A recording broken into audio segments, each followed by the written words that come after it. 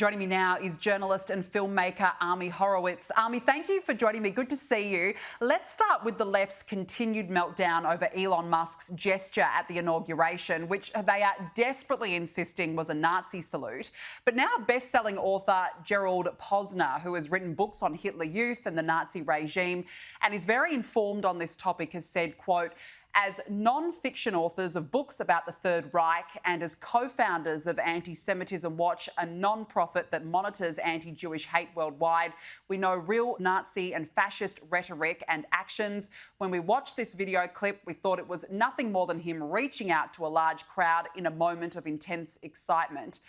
Ami, how much more proof does the left need that this was not a Nazi salute, and why are they so desperately pushing this narrative?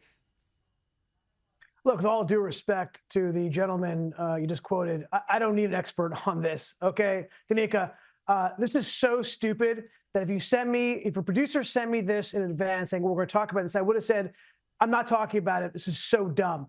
But we have to talk about it because the left, and when I say it by that, the left, I mean basically the entire media has been making this into a thing. They're not arguing or discussing whether or not he made a Nazi salute. That would be dumb enough.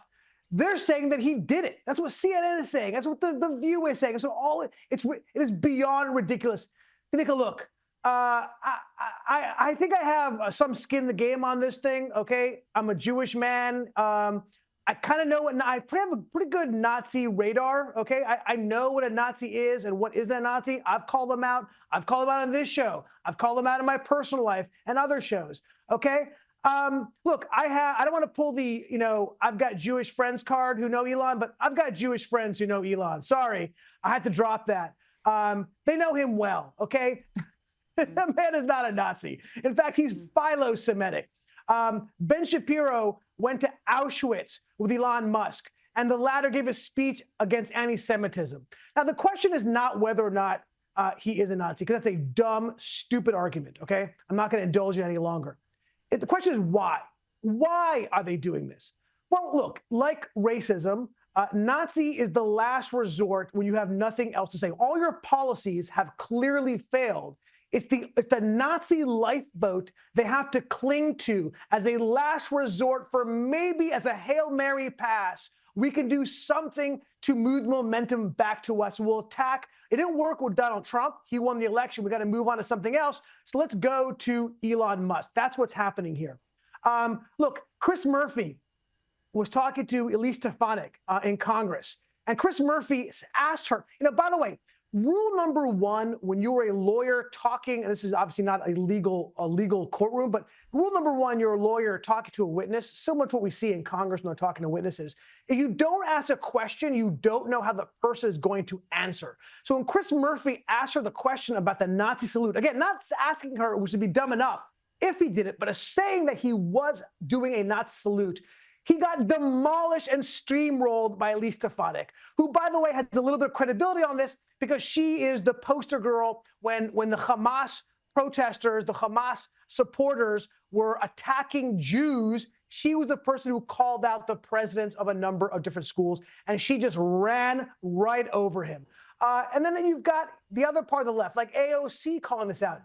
AOC, you won't call out Hamas, who slaughtered thousands of Jews today, and not 50 or 100 years ago. Today, they are killing and slaughtering Jews. You'll call them out. You won't call out the new neo-Nazis, but you'll call out some fake playbook about calling someone who is pro-Trump an old neo-Nazi. It's ridiculous. Sick of it. Don't want to talk about it anymore. Let's move on. No, I totally agree. The hypocrisy is astounding.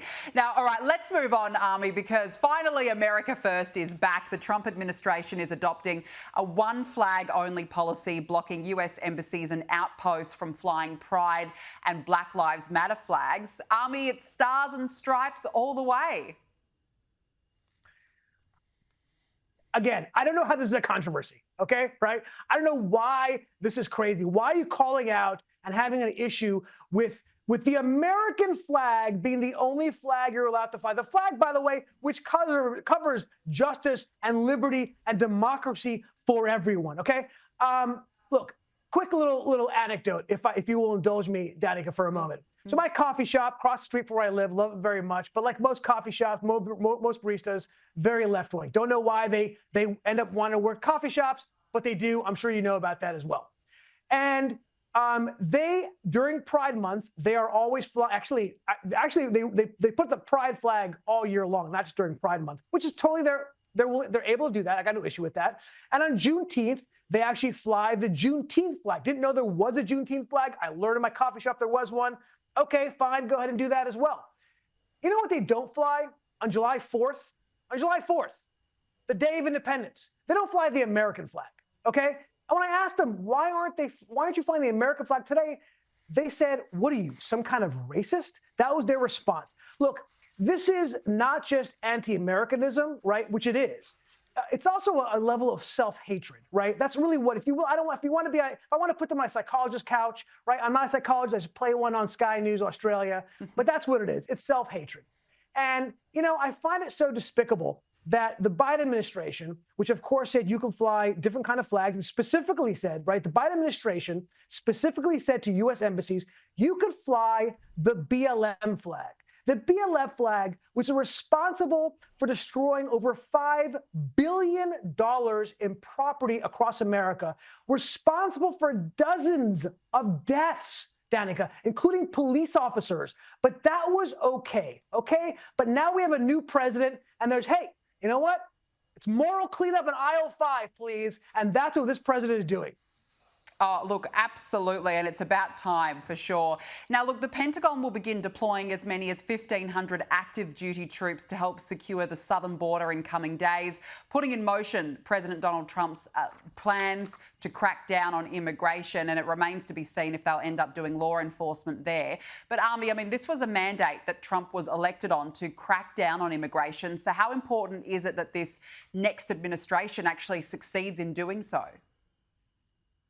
Yeah, I mean, it couldn't be more important. I mean, this is why the Trump administration won, right? It won on the economy, #1, and a close #2 was immigration. When you let millions of people in this country, there's going to be a price to pay, and the price was this administration losing the election and Donald Trump winning.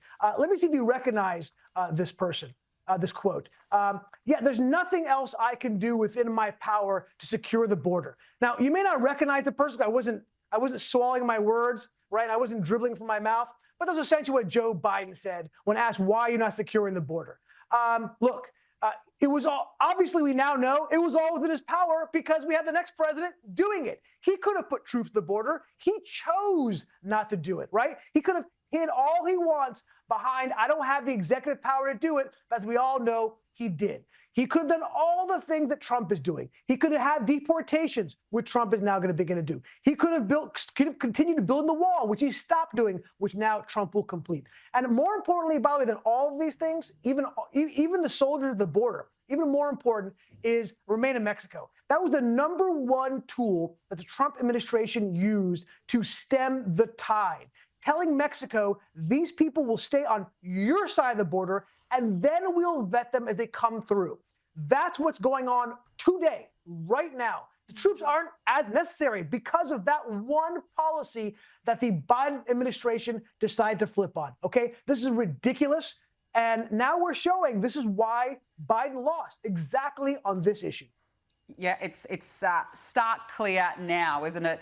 Now, this is interesting, Ami, because conservatism is making a comeback. There are reports that Liberal parents are now the ones actually clashing with their Conservative sons after the election. We know that Trump gained significant ground with the youth vote and won 53% of men aged 18 to 44. Ami, why do you think that Trump appeals to Gen Z so much? Yeah, the truth is I don't know, and nobody really knows, right? This is actually a quirk in demographics. We all thought that the young vote was going to go to Joe Biden. It was trending that way for a very long time. And there seems to be like, we're going to be saved by Gen Z. I know we kept looking at Gen Z and saying, who are you people? But the truth is, Gen Z, particularly Gen Z males, are ones who may, for a long time, keep this demographic alive for the Republican Party. I find it is so delicious to watch parents get upset at their kids about their politics. Look, there's always this debate of nature versus nurture. And I've always said that if you have kids, you know that nature wins, nurture loses. Nature is always the #1 issue when it comes to what a kid is like. And those parents who are pushing this democratic liberal dogma on their kids for all these years, they just learned a hard lesson on how it works with life. And yeah, apparently these kids and this kind of boomerang, that was an Australian term I think I just used right there. This boomerang is now happening with Gen Z, and I'm here for it. I love it. I love it too. It is an Aussie term and you're spot on. It's so good that the younger generation are now sponges and wanting to learn. Now, speaking of the younger generation, Barron Trump appears to be following in his father Donald Trump's footsteps. He's preparing to launch a luxury real estate venture with 2 young business partners. Ami, I feel like Barron is really the success story out of this election. He helped his father, he got him onto those podcasts like Joe Rogan. But you can see that this is a young entrepreneur. How big of a future do you think he's got? No, he's a comer, no question about it. I mean, look, frankly, all of Trump's kids are. You want to talk about how somebody can raise children, and you see who your children are a reflection of you. Look at his kids. Look at not just his kids, but who they married also. It's a wonderful family. This is a family who's going to make a difference. I think they're all going to get involved in business and politics, no question about it. I think that it's a reflection on the president, reflection on his ex-wife and his current wife, on how they raise his kids. They're wonderful kids. I've had a chance to meet a number of them. They're great. They're smart. And yeah, I think it's wonderful. Yeah, a big, bright future ahead for Barron, but you're right, the rest of them are just as impressive. Ami Horowitz, good to see you. Thanks very much for joining me on the show this evening. Always a pleasure.